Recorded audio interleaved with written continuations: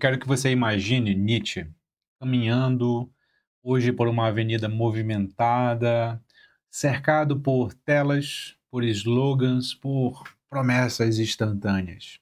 Imagina essa cena. Eu penso que Nietzsche não teria dúvidas. Nós estamos vivendo no reino do rebanho. Nós estamos adorando os nossos próprios grilhões. Vamos falar sobre o que Nietzsche diria sobre a vida contemporânea, a vida moderna. Meu nome é Vitor Lima, eu sou seu professor de filosofia de hoje e de sempre, e isto não é filosofia.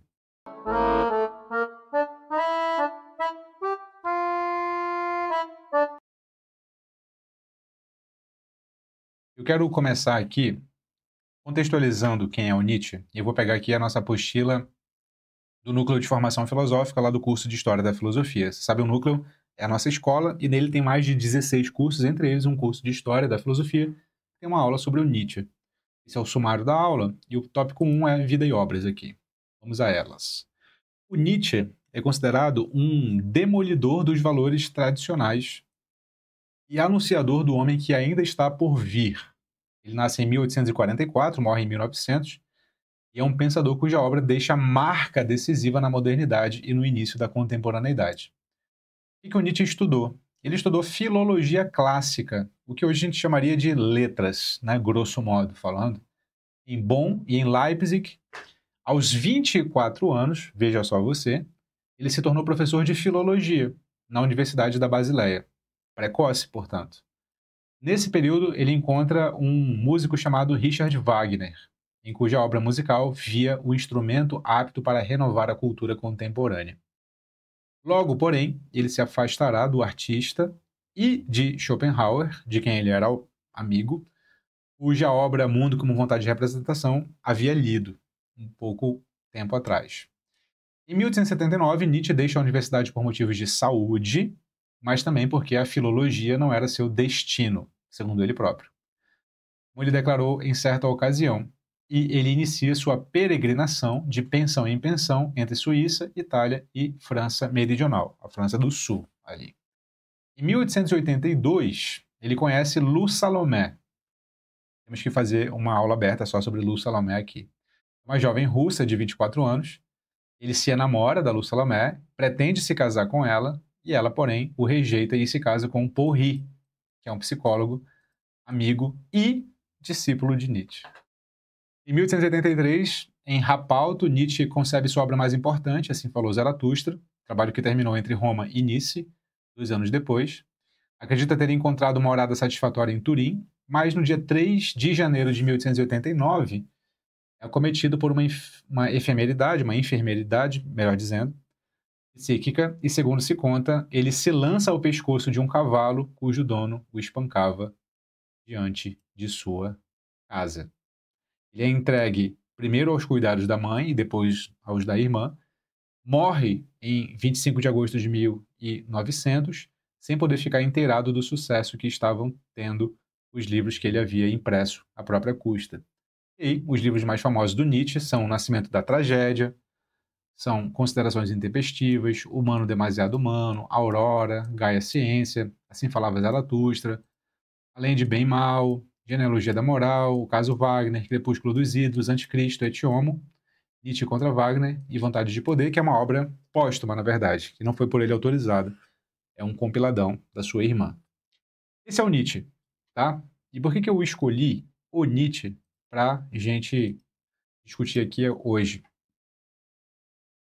Esse elemento dramático do Nietzsche, né, esse colapso mental que ele teve lá em Turim, esse mito do enlouquecimento ao abraçar um cavalo espancado, é, nossa, é decisivo para o imaginário que a gente tem do Nietzsche, né? O Nietzsche enlouqueceu e tal.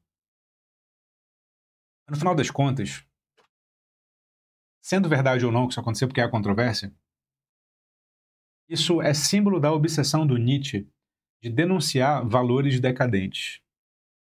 Esse colapso mental que teria acontecido dele vendo alguém espancar um cavalo é símbolo da denúncia da vida inteira baseada na denúncia de valores decadentes das pessoas. De modo que a gente vai pegar o Nietzsche como esse crítico da decadência cultural do Ocidente, do mundo. E a pergunta que a gente vai tentar refletir aqui na aula de hoje é: se o Nietzsche criticasse o nosso tempo, o que ele atacaria primeiro? Então, eu quero aqui, portanto, trabalhar com a ideia de moral do rebanho e como é que ela se manifesta hoje.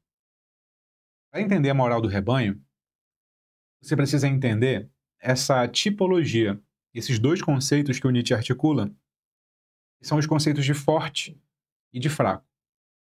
São tipologias porque não são indivíduos que existem na realidade. São modos de compreender comportamentos individuais, mas não são eles mesmos indivíduos. Então, existe o forte, é uma tipologia e não um indivíduo, um modelo de comportamento, e existe o fraco.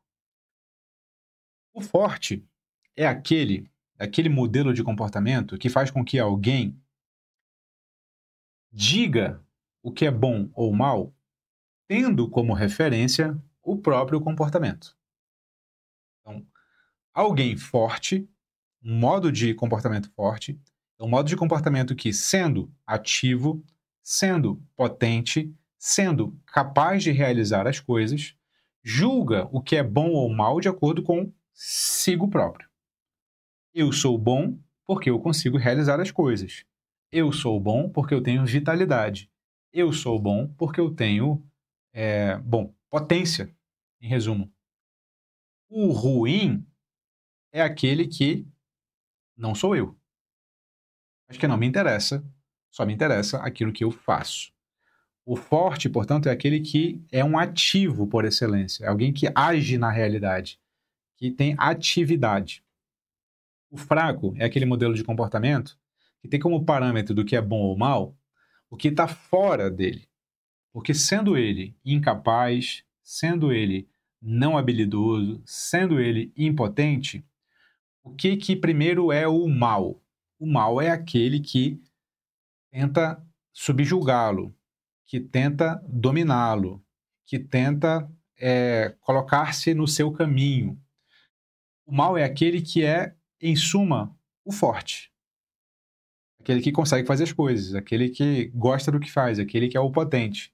Então, enquanto o forte tem o seu parâmetro de julgamento da realidade em si mesmo, o fraco tem o seu parâmetro de julgamento da realidade no que está fora.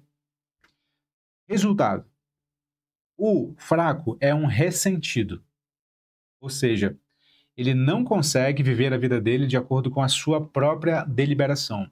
Ele só consegue viver a vida dele tendo medo de outra pessoa, se pautando por outros comportamentos, seja para imitar, seja para fugir. A moral do rebanho é a moral criada pelos fracos.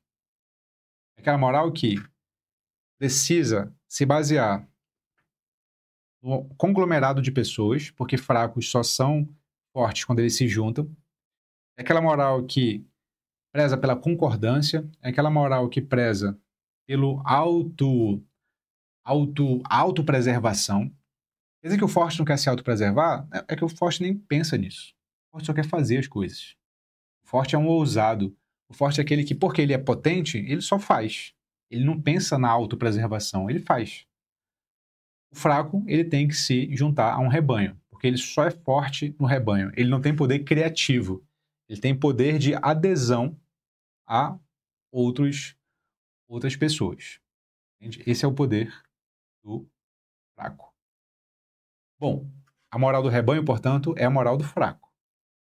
Certo? O modelo do rebanho é sempre o outro, é sempre o grupo. Seja uma conduta para eu imitar, seja uma conduta para eu reprovar. Estou sempre olhando para fora, nunca para dentro. Eu estou sempre aderindo a alguma coisa que foi criada, eu nunca estou criando. Como é que esse modelo de analisar as atitudes individuais pode ser posto hoje? Vamos analisar, então, a moral de rebanho nas redes sociais. Esse é o nosso bloco 1 aqui. Como é que isso se reverte nas redes sociais, essa moral de rebanho? Eu acho que ela se reverte principalmente na busca por aprovação coletiva. A moral de rebanho, a moral de fraco, ela se dissemina nas redes sociais, porque redes sociais, cada vez mais, são locais, virtuais ou não, de busca de aprovação coletiva. Então, curtidas, cancelamentos são a moeda moral das redes sociais. Você posta fotos porque você quer ser curtido. Você adere a cancelamentos porque você tem medo que, mesmo que você pense o contrário, você seja não respeitado, rechaçado ou até cancelado junto com a pessoa cancelada. O Nietzsche veria tudo isso como uma vitória da mediocridade sobre a excelência, uma vitória do fraco sobre o forte, uma vitória de uma mentalidade escrava sobre uma mentalidade dominante. Não é interessante que isso seja exatamente assim? Nós somos levados a nos comportar como manada em redes sociais. Nós somos levados a ter um pensamento não conflituoso. Quem gera conflito, logo, logo é visto com maus olhos. Quem gera conflito, logo, logo é visto para ser afastado. Quem gera conflito tem que ser cancelado. Quem tem um mínimo pensamento discordante, afasta. Ou você adere, ou você não pertence ao nosso grupo. Então, essa seria uma primeira análise que eu penso que o Nietzsche faria do nosso contexto atual. Nós somos medíocres e gostamos da mediocridade. Nós não prezamos pela excelência, porque a excelência preza, inclusive, por formar uma personalidade única e não meramente repetidora do que todo mundo faz. É o primeiro ponto. O segundo ponto é a noção de niilismo, com a qual Nietzsche trabalhava muito. Muitos erroneamente dizem que Nietzsche era nihilista, mas isso é falso. O que é o niilismo? Primeiro, de onde vem a palavra? Nihilismo vem do latim nihil, que quer dizer nada. Nada. Nihilismo seria, portanto, uma espécie de nadismo. Nihilista seria a pessoa, portanto, que não cultivaria valores, não acreditaria em nada. É a pessoa que tanto faz como tanto fez. O Nietzsche diria que existem dois tipos de niilismo, é assim que os intérpretes do Nietzsche costumam lê-lo. Nietzsche denunciava o que ele chamava de niilismo passivo, mas exaltava o que ele chamaria de niilismo ativo. Niilismo é negação das coisas, o nadismo. O que é a negação das coisas de modo passivo?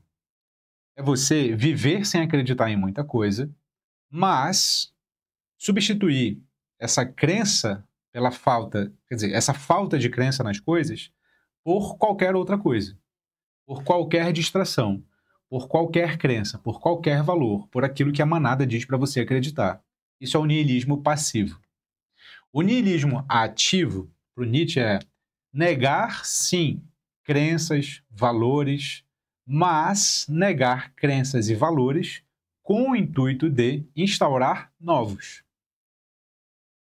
O Nietzsche negava os valores da cultura ocidental, tais quais eles se deram na sua época, né, com bases greco-romanas e judaico-cristãs, principalmente consolidadas em Platão e no cristianismo. Ele negava esses valores, que são base da civilização ocidental. Mas ele negava com o intuito de instaurar novos valores. Novos valores. Vou dar um exemplo para a nossa época que você vai se identificar mais, talvez. Você já ouviu aquela música do Cazuza? Ideologia, eu quero uma para viver. Lembra dessa música? Essa música captura o espírito do tempo. Final do século XX, década de 80, década de 90, em que nós estamos vivendo num contexto de queda do sonho comunista, crise do sonho capitalista, pulverização de religiões, né? O cristianismo ainda domina, o islamismo ainda domina, o judaísmo ainda domina, no sentido de serem as três grandes religiões monoteístas, mas no mundo ocidental elas não têm mais hegemonia como tinham 300 anos antes, 400 anos antes. Nós estamos vivendo num mundo de pulverização das crenças. Não tem mais aquela crença que dê conta de todas as outras, nem no âmbito religioso, nem no âmbito político. E o Cazuza está cantando esse tempo e dizendo assim, cara, eu não tenho um norte, eu não tenho um bússola, eu não tenho o que me guie. Eu queria uma ideologia para viver, porque parece que minha vida tanto faz como tanto fez.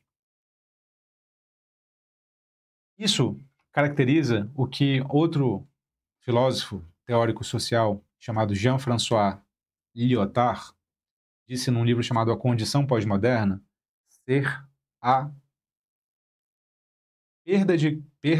não perda, mas o decaimento do que ele chamava de metanarrativas, ou grandes narrativas, ou grandes teorias para dar conta da vida. Uma metanarrativa é uma narrativa barra teoria que engloba muitas outras. Ela diz desde como o governo deve se comportar a como o homem individual deve se comportar. Por isso que é uma metanarrativa, ela é uma grande narrativa que abarca muitas outras. O comunismo é uma metanarrativa. O liberalismo é uma metanarrativa. O cristianismo é uma metanarrativa. Ele vai constatar essa perda de força das metanarrativas no final do século XX. Ele vai dizer que isso gera um contexto de desnorteamento, de que não existe mais uma doutrina que vai dar conta de todo e qualquer aspecto da nossa vida e que tenha uma ampla abrangência. Ainda existem comunistas, liberais, cristãos, islâmicos, mas eles não estão mais em hegemonia. Estão pulverizados por aí. Nesse contexto, tem duas coisas que você pode fazer. Você pode ser um niilista passivo ou um niilista ativo. Você é um niilista passivo quando você se entrega para a descrença, se entrega para a dúvida, se entrega para a ausência de certezas e fala, qualquer uma vale, vai, só vai me distraindo aí até chegar o dia de eu morrer. Você pode ser um niilista ativo, que é que ele fala assim, tudo bem, estou vivendo nesse contexto de perda das grandes referências, mas quais vão ser as referências que eu vou criar para a minha vida? Entende? Quais? Bom, as pessoas se comportam mais como niilistas passivos ou como niilistas ativos.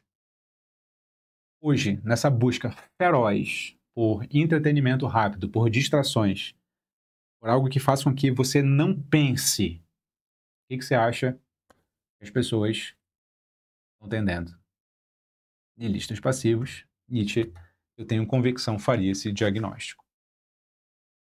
E, num terceiro bloco, eu queria discutir com vocês aqui o que fazer diante disso. Será que o Nietzsche teria alguma resposta para esse contexto de mundo contemporâneo, ausência de referências, ausência de norte?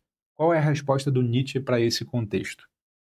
O Nietzsche articula duas noções que são muito interessantes. De um lado, o amor fati,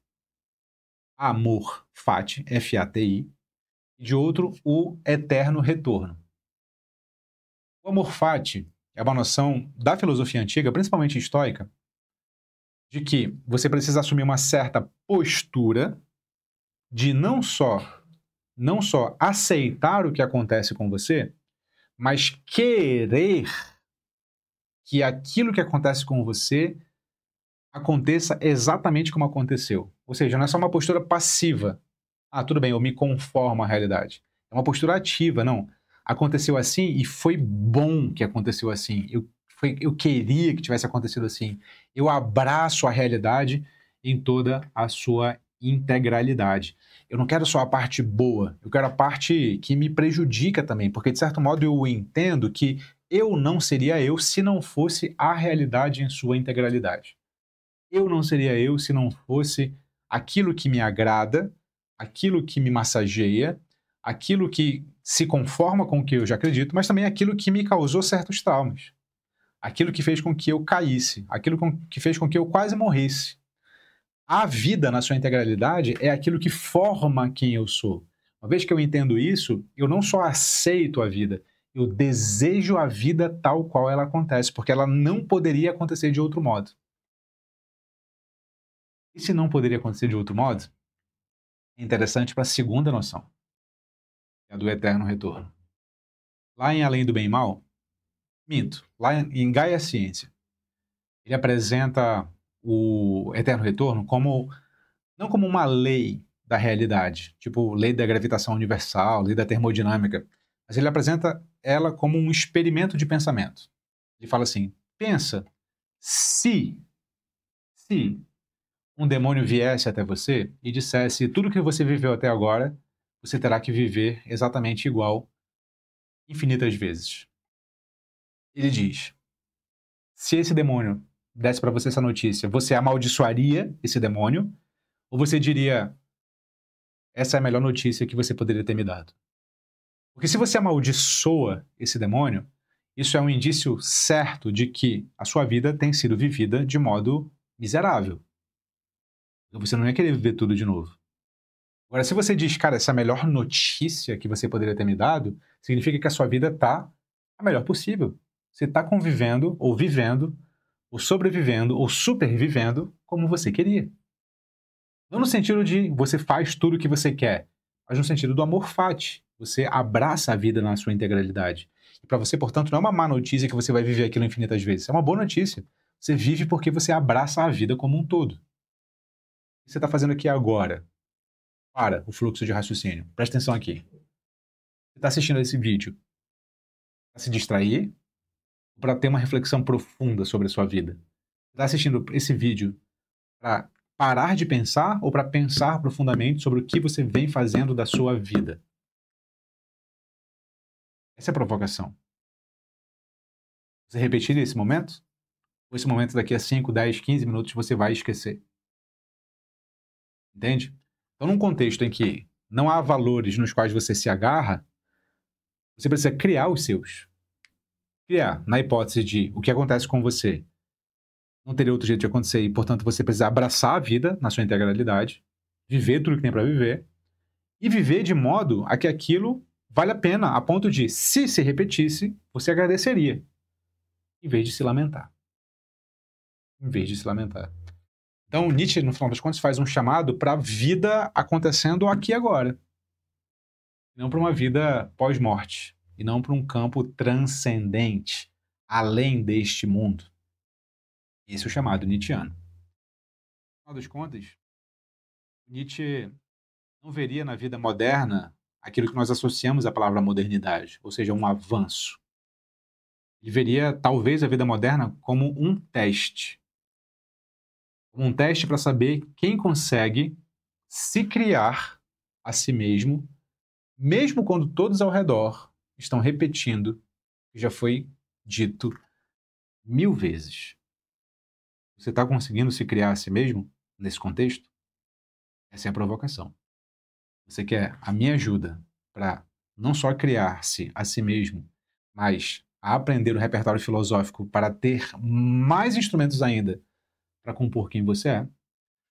Veja aqui abaixo o link do Núcleo de Formação Filosófica, que é a minha escola de filosofia. Tanto na descrição do vídeo como no primeiro comentário fixado. E não se esqueça. Você é o que pensa. E como sempre, fique com Sócrates.